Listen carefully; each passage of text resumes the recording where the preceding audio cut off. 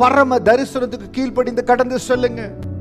ஒருவேளை நீங்க வேலை செய்யலாம், வீட்டை பராமரிக்கிற சகோதரியா இருக்கலாம். ஆனால் உங்களுக்கு என்று கர்த்தர் ஒரு தரிசனத்தை கொடுத்து, நீங்கள் இருக்கிற ஆலயத்தில் ஒரு ஊழியத்தை கொடுத்து, அந்த ஊழியத்தை கட்டும்படியான கிருபை கொடுத்திருந்தால் அந்த தரிசனத்துக்கு கீழ்ப்படிந்து அந்த தரிசனத்தை நிறைவேற்றும்படியாய் பிரயாசப்படுங்க. தேவனுடைய ரத்தத்தினால் கழுவப்பட்ட ஒவ்வொரு மகனுக்கும் ஒவ்வொரு மகளுக்கும் பரம தரிசனம் உண்டு. தரிசனம் என்றால் ஏதோ முழு நேர ஊழியக்காரருக்கு மட்டும் என்று அல்ல. அவரால் ரட்சிக்கப்பட்டு அவருடைய மகனாய் மகளாய் இருக்கிற ஒவ்வொருவருக்கும் தரிசனம் உண்டு.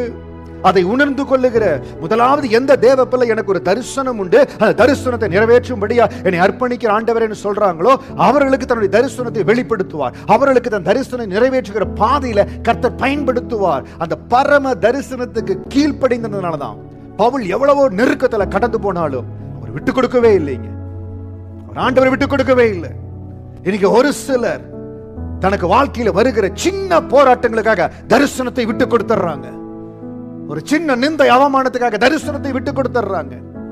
இல்லை, வார்த்தையை கேட்கிறீங்க. எப்படி பரம தரிசனத்தை பவுல் விடாது பிடித்துக் கொண்டாரோ, அந்த நீதியின் கிரீடத்துக்காக தன்னை ஆயத்தப்படுத்தினாரோ, அதே போல ஒவ்வொரு தேவ பிள்ளையோ தங்கள் தரிசனத்துக்காக தங்களை ஆயத்தப்படுத்தணும். Every child of God has to equip, prepare, dedicate for the vision from the heaven.